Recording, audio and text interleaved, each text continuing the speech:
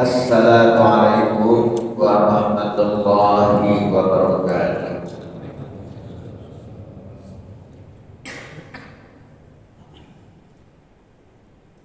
Innal hamdalillah asyhadu an la ilaha illallah wahdahu la syarika lah wa asyhadu anna Muhammadan abduhu wa rasuluh la nabiyya ba'dahu.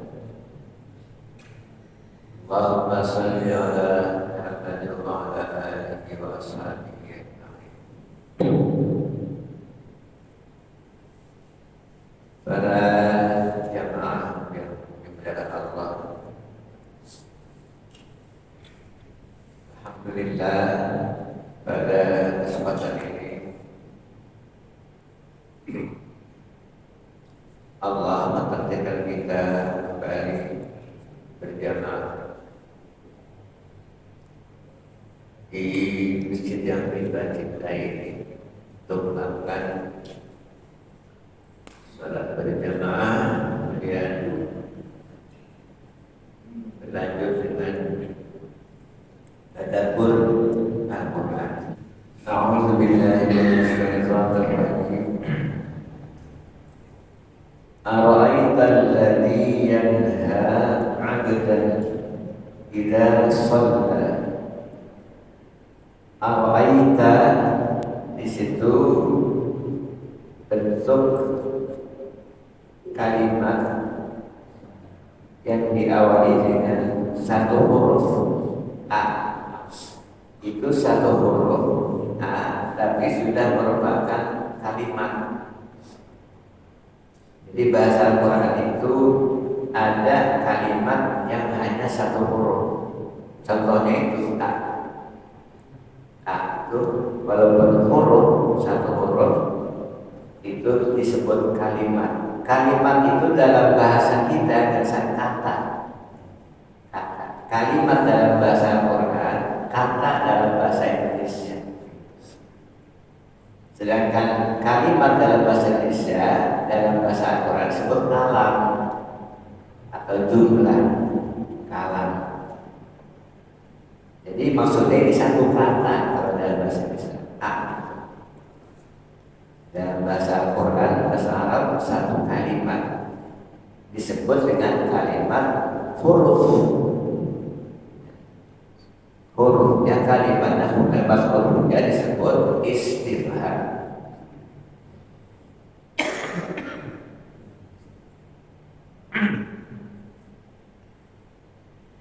Jadi A itu disebut kalimat huruf istifham.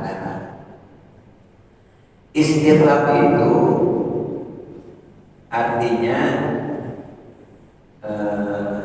permintaan untuk paham dari fahiman, ada tambahan alif sinta. Alif sinta itu jadi gini, istifham. Istifham itu dari akar kata fa, ha, dan mim. Namanya istifham. Jadi A, nah ini sudah sebut kalimat.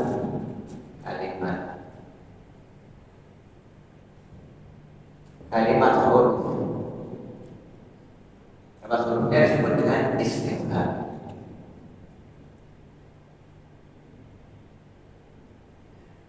Istifham itu kalau ditulis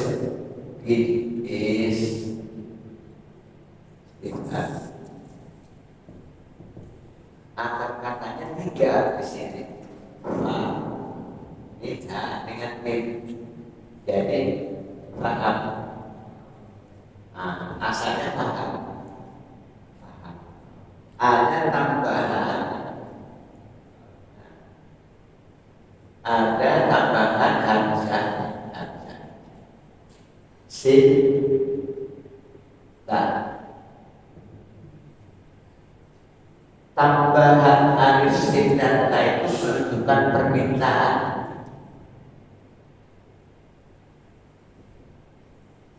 Setiap kalimat yang ditambah alif sin dan ta itu menunjukkan permintaan. Maka istilah faham kita bahalisin dan tak artinya minta paham itu mengerti. Jadi permintaan ingin diberi suatu kepahaman, ingin mengerti. Maka muncul kata lain disebut kata tanya. Karena bisa paham itu kita peroleh kalau kita mau nanya. Jadi permintaan paham itu dengan kata lain bertanya. Maka hamzah ini disebut dengan kata tanya dalam bahasa kita. Karena setiap yang ada awalan tambahan alif sin dan ta bukan permintaan. Seperti ghafar itu ampunan. Kalau minta ampun ditambah alif sin dan ta, jadi istighfar. Alif sin dan ta, istighfar. Istisqa, minta hujan. Minta hujan. Alif sin dan ta. Nah, jadi A itu kalimat tanya. Hanya dalam Al-Quran tidak setiap kalimat yang diawali dengan kata tanya bertanya untuk memperoleh sesuatu paham, tidak setiap. Karena yang bertanya Allah sih. Tidak mungkin Allah bertanya karena belum paham supaya mendapatkan paham, tidak mungkin.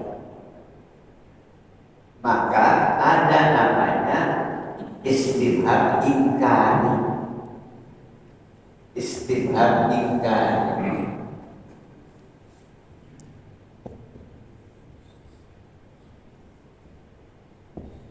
Ingkari. Istifham ingkari itu banyak dalam Al-Quran. Artinya istifham ingkari itu pertanyaan yang tidak memerlukan jawaban bagi penanya. Karena maksudnya teguran tapi dengan bentuk pertanyaan. Bentuknya seperti afala ta'qilun, afala apakah kalian tidak berakal? Afala yatadabbaru, apakah tidak bertadabbur? Jadi banyak pertanyaan dalam Al-Quran yang sesungguhnya karena Allah yang bertanya, maka itu suatu teguran. Bukan tanya karena belum tahu, sebab Allah Maha Tahu. Maka sebutnya istifham ingkari. Ara'aital ladzi yanha. Maka ahli tafsir menyatakan kalau tak itu dirangkaikan dengan lafaz ro'a, melihat, ya artinya melihat. Taknya engkau-nya itu ditujukan kepada Nabi Muhammad Sallallahu Alaihi Wasallam. Taknya itu namanya khitab. Jadi tak itu namanya khitab. Ro'aita. A-nya tadi itu istifham. Ro'anya ini melihat. Tak ini kau. Ini disebut khitab. Apa khitab itu? Khitab itu artinya arah pembicaraan. Arah pembicaraan. Kemana arahnya tak itu? Tak itu ke Anda, satu orang. Andanya siapa? Nabi Muhammad Sallallahu Alaihi Wasallam. Allah bertanya kepada Allah, apakah engkau Muhammad melihat? Tapi ahli tafsir menyatakan kalau itu dirangkaikan dengan roha, artinya beritahulah olehmu, beritahulah aku oleh. Karena ini sesungguhnya bukan pertanyaan yang penanya belum tahu. Jadi sebagai aro'aita, tahukah engkau, bisa jadi, atau beritahu aku. Ini berkaitan dengan bahwa manusia itu ketika sudah memandang dirinya serba kecukupan, maka manusia itu cenderung kepada pembangkangan. Maka di ayat sebelumnya innal insana layatgha, innal insana layatgha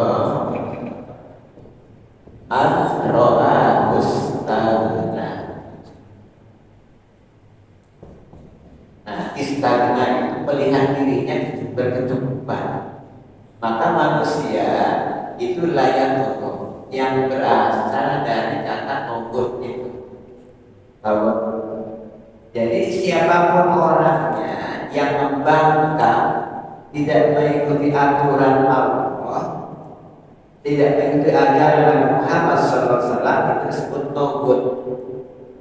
Manusia itu cenderung menjadi togut, melampaui batas ketika melihat dirinya istaghna. Melihat dirinya, oh saya ini serba cukup, mau apa ada, ingin apa terpenuhi. Walaupun sebetulnya tidak pernah kenyang, sebetulnya tidak merasa kenyang. Sebab kata Rasul, ada dua golongan orang yang tidak merasa kenyang. Manhumani la yashba'an. Ada dua golongan yang sampai kapanpun dia tidak akan merasa kenyang, kurang terus, sebanyak apapun kurang terus. Layak sebagai siapa dua orang itu? Pertama, talibul ilmi, penuntut ilmu. Sebanyak apapun ilmu yang dia peroleh, kurang terus. Malah ada ungkapan semakin banyak belajar, semakin tahu dirinya bodoh. Semakin rajin belajar, semakin merasa dirinya itu bodoh. Masih banyak yang tidak tahu. Semakin sering belajar, semakin ketahuan dirinya bodohnya. Ternyata saya ini banyak yang belum diketahui. Ilmu masih banyak yang belum tahu, yang belum kita ketahui. Itu penuntut ilmu sampai kapan tidak merasa kenyang. Maka tidak ada orang yang merasa dirinya pintar itu. Masih banyak yang belum diketahui. Yang keduanya itu dumani, qalibu dunia atau qalibu dunia, pencari dunia. Itu tidak akan sampai merasa dirinya kenyang, kurang terus. Semakin banyak yang didapat, semakin banyak semakin lapar, semakin tidak rasa. Sampai dilukiskan, kalau saja manusia itu perlu dikasih Allah 2 lembah emas kan, 2 lembah emas kan, pasti dia akan mencari lembah ketiga. Laukana libni adama wadiyani min zahabin. Kalau saja, kalau lau itu digunakan untuk sesuatu yang mustahil, itu lau itu bahasa Inggrisnya lamun. Lau itu lamun, maka timbul kata ngelamun. Lamun Ibnu Adam, manusia ini, kita ini memiliki wadiyani, dua lembah, min zahabin, dua lembah itu emas semua dua lembah itu. Labetago salita, pasti dia akan mencari lembah ketiga yang juga sama-sama emas. Artinya sudah punya lembah pengen tiga, sudah tiga pengen empat, dan seterusnya. Wa ma jauh adama illa turab. Orang itu baru berhenti kalau sudah diisi dengan tanah, artinya sudah mati. Sebelum mati tidak akan berhenti mencari, terus. Itu manusia dalam hal dunia tidak berhenti. Oleh karena itu Nabi mengajarkan satu doa. Dan doa itu antara lain memohon perlindungan kepada Allah dari diri yang tidak pernah kenyang. Ya. Di situ ada 4 rangkaian doa, itu ada 4 poin. Pertama, memohon kepada Allah perlindungan dari ilmu yang tidak manfaat. Allahumma inni atau inna jamak inna na'udzu bika, ya Allah kami mohon perlindungan kepada satu min ilmin la yanfa', dari ilmu yang tidak manfaat. Ilmu tidak manfaat. Yang kedua, wa min nas, min ilmilata, wa min qalbin la yakhsha, dari hati yang tidak pernah khusyuk, yang tidak khusyuk, la yakhsha, dan dari qalbu hati, la yakhsha, tidak khusyuk, susah mau khusyuk itu. Yang ketiga, wa min nafsin la tasba, diri jiwa yang tidak pernah kenyang, kurang terus. Maksudnya dalam hal dunia, dalam hal dunia. Wa min nafsin la tasba. Dan kalau merasa diri tidak pernah kenyang itu biasanya kurang bersyukur. Yang terakhir yang keempat, wa min da'watin la yustajabu laha, dari doa yang tidak diijabah.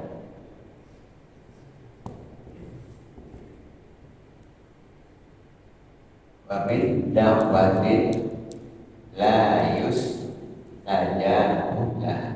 Allahumma inna na'udzubika min ilmin la yanfa', wa min qalbin la yakhsha', wa min nafsin la tasba', wa min da'watin la yustajabu laha. Kalau diwakafkan bacanya Allahumma inna na'udzubika min ilmin la yanfa', wa min qalbin la yakhsha', wa min nafsin la tasba', wa min da'watin la yustajabu laha. Nah, kembali kepada ayat tadi, ketika melihat dirinya itu serta kecukupan, walaupun memang tidak merasa kenyang, nah maka di situ cenderung kepada perilaku atau karakter tauhidnya, bangkangan. Ada nasihat masuk gak terima, biasanya begitu, karena merasa dirinya serba. Maka sebagai contoh gambaran dari itu, ayat tadi itu berbunyi berkaitan dengan itu,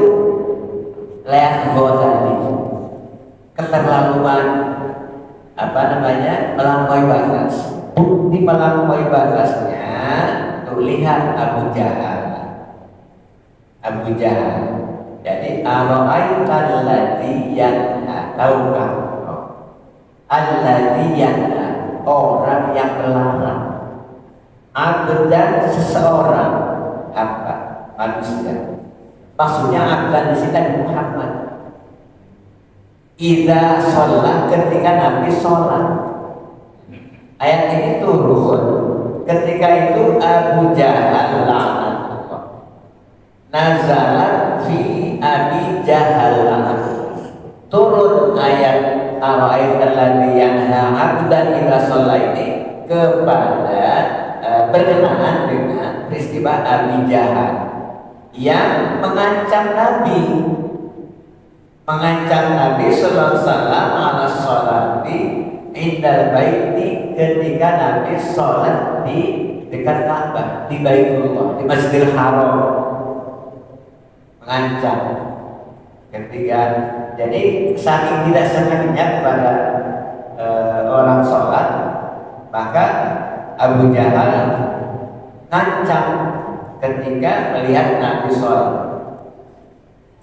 Di dalam hadis dikatakan di riwayat Bukhari dari Ibnu Abbas, qala Abu Jahal, ketika melihat Nabi itu Abu Jahal berkata, la in ra'aitu Muhammadan yusalli 'indal Ka'bati la aqanna 'ala unuqi. Itu kata Abu Jahal. La in ra'aitu Muhammadan, kalau saya melihat lagi Muhammad yusalli indal Ka'bah, sholat lagi di Ka'bah, dekat Ka'bah, la aqanna 'ala unuqi, pasti aku injak apa namanya? Unuqi, tengkuknya injak. Kalau lagi-lagi kamu sholat injak, itu aja. Kemudian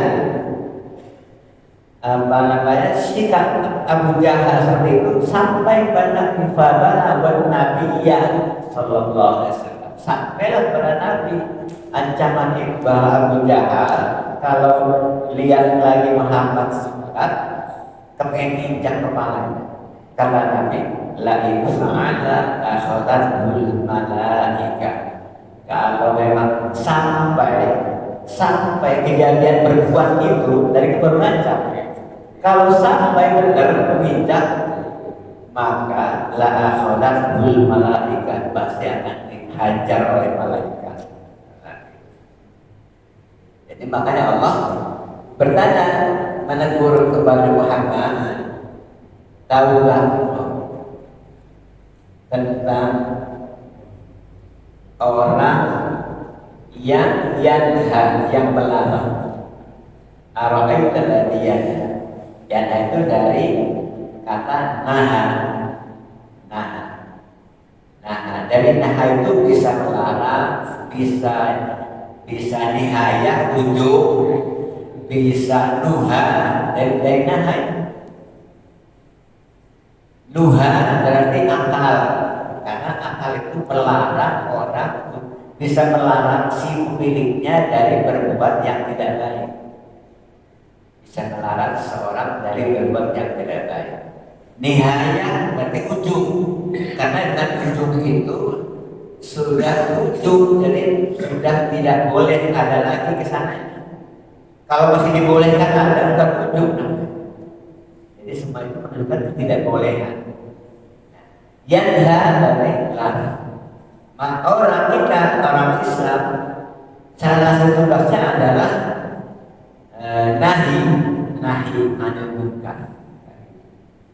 Yanha, dan orang yang melarang seseorang, maksudnya Muhammad, idza sholat, ketika orang sholat, ketika Nabi sholat, au amara bil taqwa. Ara'aita in kana 'alal huda. Tahukah engkau bagaimana ikan seandainya si orang yang dilarang sholat itu 'alal huda, ada di atas hidayah, ada di atas hidayah. Yang dilarang itu justru ada dalam di atas hidayah. Yang dia itu juga memberikan, mengajak orang lain untuk meniti hidayah itu. Dirinya ada dalam hidayah, kemudian mengajak orang supaya berada di dalam hidayah Allah, petunjuk Allah. Amar bil taqwa, atau orang itu yang diancam, yang dilarang sholat itu justru perintah kepada ketakwaan. Jadi ikan adalah huda itu berarti Nabi Muhammad, termasuk amar bil taqwa itu Nabi Muhammad, tapi juga kepada siapapun orangnya. Seperti halnya ketika menyatakan orang yang melarang orang sholat itu Abu Jahal, tapi mesti siapa orangnya, maksudnya siapa orangnya, hanya pada waktu itu peristiwanya Abu Jahal. Tapi ini pelajaran untuk siapa orang. Dosa besar orang yang menghalang-halangi orang yang beribadah itu secara umumnya begitu. Dengan cara apapun, orang itu mau ibadah kok dilarang. Itu dosa besar. Dan larangan itu tidak harus tombol istilahnya. Kamu jangan sholat itu dengan sikap apa, sehingga orang itu kemudian tidak jadi ibadah. Itu maksudnya. Cara umumnya tidak harus mengatakan, kamu tidak balik ke masjid, tidak begitu. Tapi dengan mengalihkan suasana sehingga orang ini mau ke masjid tidak jadi. Itu juga kena. Yanha abdan idza shalla. Secara umum melarang orang beribadah secara umum. Au amar bil taqwa, melarang orang yang menyuruh ketakwaan. Berarti kayak pengajian misalnya, stop, udah berhenti. Kan pengajian itu amar bil taqwa, dihentikan. Ini takut kena ya, yang sudah biasa jalan dihentikan. Amar bil taqwa. Nah, ayat berikutnya ara'aita in kadzdzaba wa tawalla, ditujukan kepada yang melarang tadi, Abu Jahal tadi. Ara'aita in kadzdzaba wa tawalla. Ini berarti yang sibuk Abu Jahal, termasuk siapapun orangnya yang melarang seseorang ibadah. Tahu kan? Atau beritahukan aku. Bagaimana seandainya dia itu kadzdzaba, berdusta.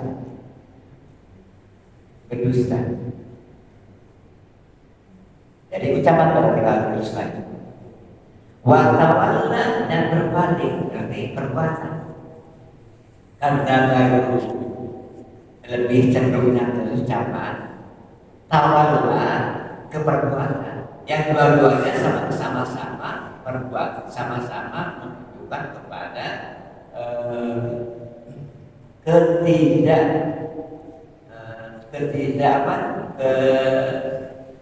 sikap yang tidak mau, sikap menunjukkan sikap togut tadi. Yang kedua tadi bangga, bisa dengan ucapan, melarang orang untuk beribadah itu bisa dengan ucapan, bukan dalam. Bisa dengan sikap mengkondisikan suasana, itu tawalla.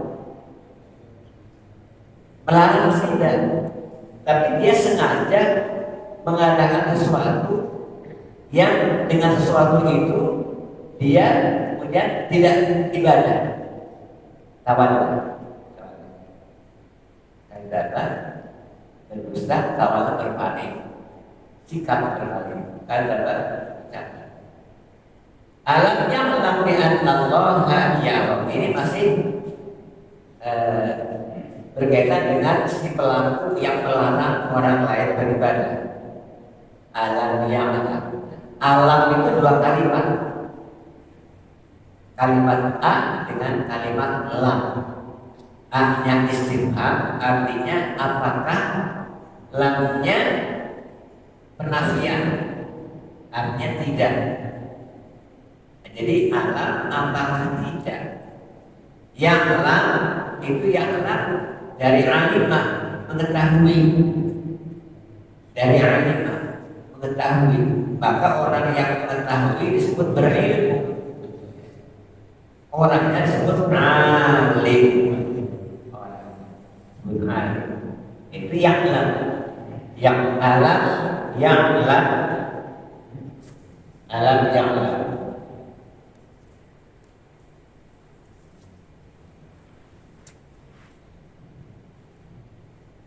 Alam yang lam. Yang lam ini tadinya yang lam. Karena ada lafaz ini lam. Nah, lafaz lam itu berpengaruh untuk menjazamkan ini kalimat setelahnya. Yaj'alu menjadi yaj'al, alam yaj'al. Yang lam itu dari akar kata ain lam mim. Ain lam mim. Ilmu, dari ilmu ini menjadi yang lam mengetahui, menjadi alimun, orang yang mengetahui, alim.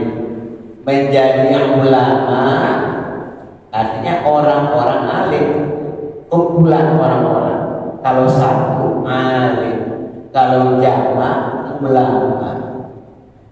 Jadi mu'allim, kalau mu'allim orang yang mengajarkan ilmu. Mu'allim orang yang mengajar ilmu. Yang belajarnya muta'allim. Semuanya dari kata ain lam mim. Muta'allim. Alim orang yang berilmu. Ulama orang-orang yang berilmu. Pasti tiga ini ada. Ain lam mim ini ada. Mu'allim orang yang mengajar ilmu. Mu'allim guru. Dulu mah guru disebut mu'allim. Sekarang ustaz. Mu'allim itu sebagai guru. Muta'allim yang belajarnya, yang mencari ilmunya. Muta'allim. Jadi apakah tidak mengetahui, maksudnya si Abu Jahal itu kata Allah, bi annallaha yara. Sesungguhnya Allah itu melihat. Apakah dia itu tidak mengetahui orang yang melarang orang lain sholat ibadah? Apakah dia tidak tahu bahwa sebetulnya Allah melihat? Bi annallaha yara. Bi annallaha yara. Sesungguhnya Allah yara, melihat. Mestinya kalau dia itu tahu bahwa perbuatan itu dilihat Allah, mestinya berhenti dari perilaku tauhid tadi, pembangkangan tadi. Bukan hanya dirinya tidak mau ibadah, keterlaluan itu orang lain ibadah pun dilarang. Itu melampaui batas. Bukan hanya dirinya yang membangkang, orang lain yang mau ibadah saja dilarang. Apakah tidak tahu bahwa Allah mengetahui? Biar Allah ya. Kalla.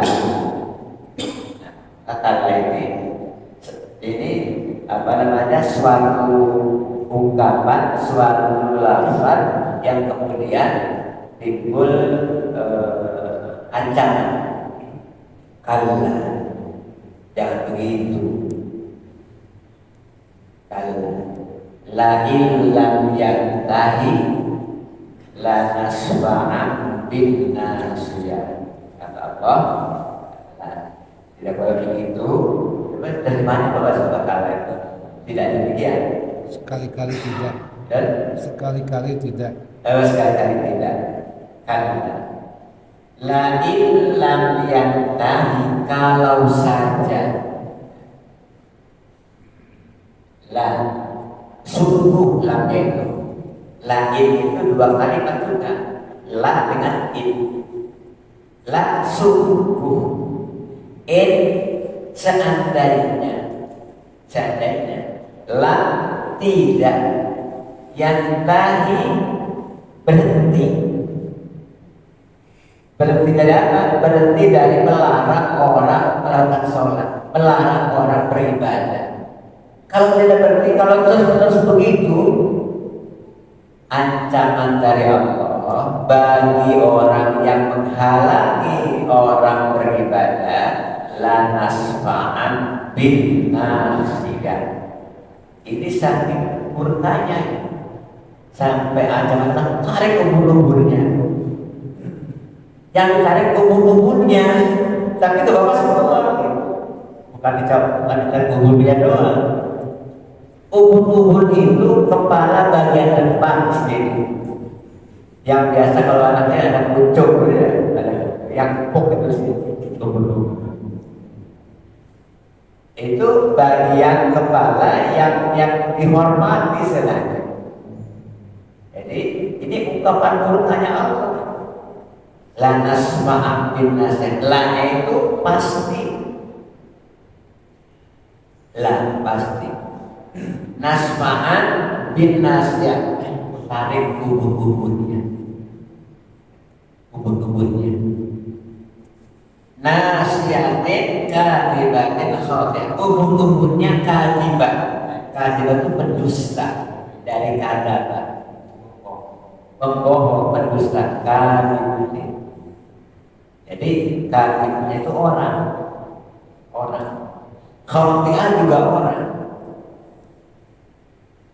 Kadibah pendusta, khotiyah pendurhaka. Karena kaitan dengan kadibatnya dari kadzabatnya tadi.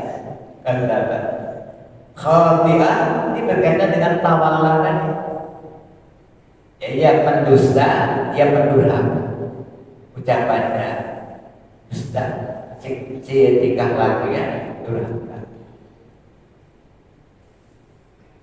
Ditarik, maksud ditarik dari mana? Ditarik itu apa? Dimasukkan ke neraka maksudnya. Masukkan ke neraka. Faliyad'una dia. Maka kata Allah, karena biasanya orang kalau terancam sesuatu yang membahayakan itu biasanya cari pertolongan itu manusiawi. Ketika terancam maka cari yang bisa menolong. Kata Allah, silakan faliyad'u nadiyah. Faliyad'u ada 3 kalimat. Pertama fa artinya maka. Yang keduanya lam sukun. Lam sukun itu lam amar sebenarnya, lam perintah. Karena bentuknya bukan bentuk amar jatuh itu, bentuk kata kerja. Kalau amar utul, tapi walaupun bukan bentuk perintah, kalau ditambahi lam amar menjadi perintah. Cuman perintah di sini artinya silakan. Perintah tapi yang kita itu tidak akan mampu. Faliyada yang itu tadi tidak akan mampu. Faliyada maka hendaklah ia memanggil dari darah ya itu bisa memanggil, bisa berdoa, bisa mengajak, ya tergantung konteks kalimat. Karena dakwah itu kan mengajak, satu kata dengan dakwah, doa, Gak itu manggil Allah. Dai, itu orangnya. Dai itu orang yang mengajak. Dan bedanya apa dengan mubalik? Sama sih, cuman dari segi bahasa. Kalau dai itu orang yang mengajak, kalau mubalik itu orang yang menyampaikan. Ngajak kepada ajaran Islam, ngajak kebenaran. Mubalik juga menyampaikan ajaran Islam. Tujuannya sama. Jadi dai itu juga orang, mubalik juga orang. Kerjaannya dai itu dakwah, ajakan. Falyadab, maka ajaklah, panggillah. Siapa? Nah dia itu golongan suruh manggil golongan golongan tauhid tadi, golongan kebijakan. Maksudnya suruh manggil itu untuk apa? Untuk menolong. Tapi jangan bisa, yang jangan bisa menolong. Orang-orang yang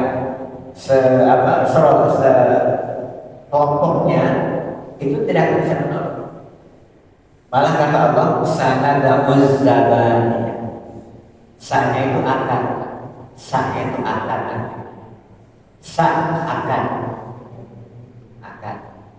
Nadamu kami panggil, kata Allah. Nadam. Si Abu Jahal atau siapapun yang melarang orang beribadah, disuruh oleh Allah, suruh manggil kelompoknya untuk beri bantuan, tapi tidak akan bisa. Allah bilang manggil. Sama, ayo kamu manggil kelompoknya. Aku kata Allah manggil Zabaniyah, malaikat Zabaniyah. Zabaniyah itu karena yang bertugas untuk itu bagian menghadap itu. Malaikat yang bertugas untuk menghadap disebut Zabaniyah, untuk mendorong orang masuk ke neraka disebut Zabaniyah. Kami akan menjadi Zabaniyah karena jangan begitu. Itu tidak boleh demikian itu. Apa? Melarang orang beribadah tidak boleh. La tuti'hu wasjud waqtarib. La tuti'hu, jangan kau menurutinya. Menuruti sikap Abu Jahal, jangan ikuti dia. Yang diperintahkan Allah apa? Wasjud waqtarib. Itu yang Allah perintahkan. Mengikuti yang itu Abu Jahal itu tidak boleh. Yang diperintahkan Allah wasjud waqtarib. Sujudlah kau waqtarib, dan mendekatlah. Dari ayat ini perintah sujud dirangkaikan dengan iqtarib, ya. Iqtarib itu artinya iqtarib. Jadi Al-Quran itu ada namanya hamzah wasol. Ini iqtarib, tapi tidak dibaca wa iqtarib karena hamzahnya wasol. Kalau dalam tengah-tengah bacaan tidak dibaca, tidak bunyi. Waqtarib. Usjud, kalimatnya usjud.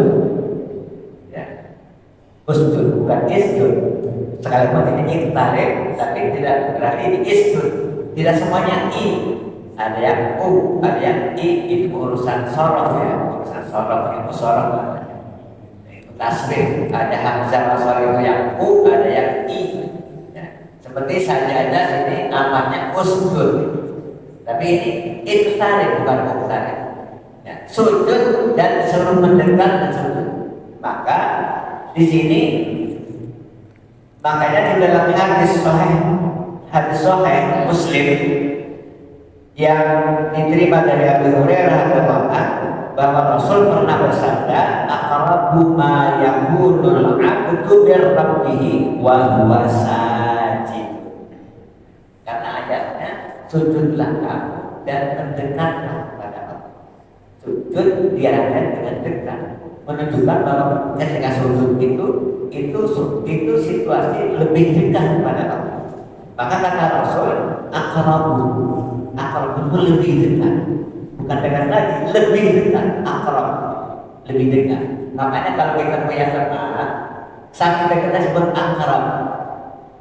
Aqrab artinya lebih dekat, bukan sekedar dekat. Aqrab itu lebih dekat dari bahasa Arab.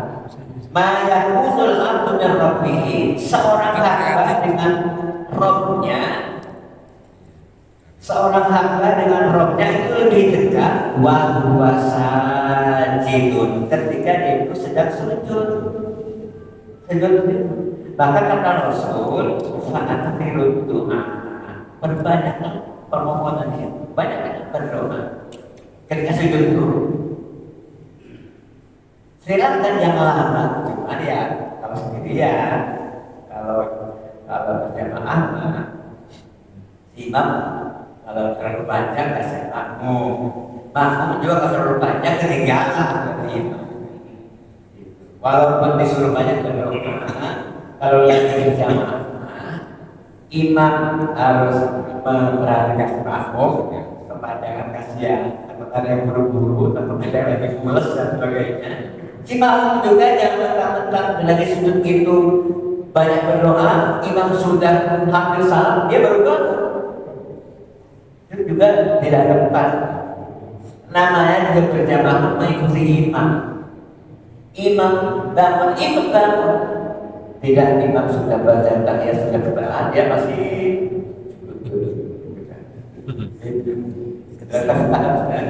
ikut imam, jangan sampai ketinggalan. Dan perintahnya di sini tidak sujud akhir, bukannya sujud saja. Mau di tengah, mau di awal, mau semua sujud tidak. Bukan akhirul doa, maka berbanyaklah ketika sujud. Ya, demikian para jamaah sekalian, Bapak Ibu sekalian, yang dapat saya sampaikan. Tentu saja apa yang saya sampaikan itu tidak jauh dari lengkap, masih banyak kekurangannya. Ini apa yang ketemu disampaikan, yang tidak ketemunya masih banyak. Oleh karena itu sangat diharapkan dari para jamaah ini saling melengkapi, bukan hanya ada pertanyaan, tapi yang dimohon adalah melengkapi yang tadi belum disampaikan, mohonlah disampaikan sehingga